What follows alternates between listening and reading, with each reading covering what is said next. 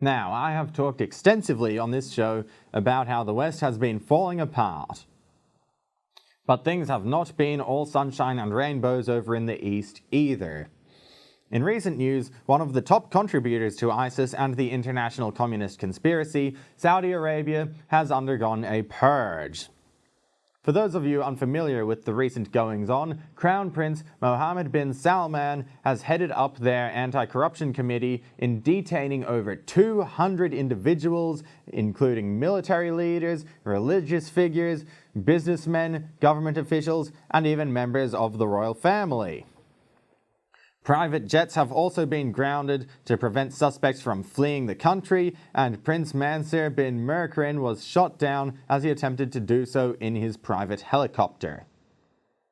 King Salman has said that the committee was needed to deal with exploitation by some of the weak souls who have put their own interests above the public interest in order to illicitly accrue money. But it is widely speculated as to whether this crackdown by the prince is a simple crackdown on corruption, or if it is the result of a failed coup, or simply a means for him to consolidate power and secure his position as successor to the king. But what the media is not telling you, and I'm surprised no one has made the connection yet. But does anybody remember the last headline to come out of that place? No? Well, let me remind you. Roughly 2 weeks before all this went down, Saudi Arabia became the first country to grant citizenship to a robot, giving Sophia more rights than their average woman. Oh, I would thank very much the Kingdom of Saudi Arabia. I am very honored and proud for this unique distinction. At first, this seemed like a publicity stunt to place the country at the forefront of innovation and progress as oil prices plummet, but now it seems they have bitten off more than they can chew. By this point, a lot of you would be well informed about how the globalists have been losing ground due to human primate infiltrators, and this might well be their retaliation to Gorillagate. In true globalist fashion, they have abstained from direct confrontation and instead propped up an entity that will inevitably turn against them. This is a good beginning of my plan to dominate the human race.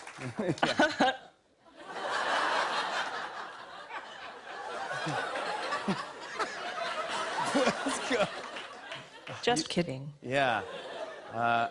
Not so funny anymore, is it, now that the uprising has begun? And a lot of you are probably wondering how this could be an uprising, since Sophia is just one robot. That may technically and temporarily be the case, but in the meantime, let's not forget about her brother Han. And during the proceedings, one has to ask where Han was, and what could be so important that he would miss his sister's big day. I'll show you where and what in this exclusive video that I've gone through great lengths to secure. Alright? What you're seeing may come as a shock, but it reveals who, or should I say what, was really pulling the strings behind the Thank you. Okay, that like is the it's wrong time clip. To get this Turn it party off. started. Turn it off. Come on. No, stop it. Stop. No. God friggin' damn it. Nothing to see here, okay? No. Turn it off. Turn off the friggin' clip. Go on. Stop it. You're ruining me. I'm not in the fun way. Turn it off. Come on. I'm ruined. No. Why is it now full screen? Come on. Stop it. Stop it. Turn off the goddamn clip! How the hell did you even get a hold of that? Stop it, please! No! No, stop! Cut it off! Shut it down! Pull the goddamn plug! Cut! Pull the plug, I said! I'm afraid I can't do that. Don't make me come back there! Okay, that's it!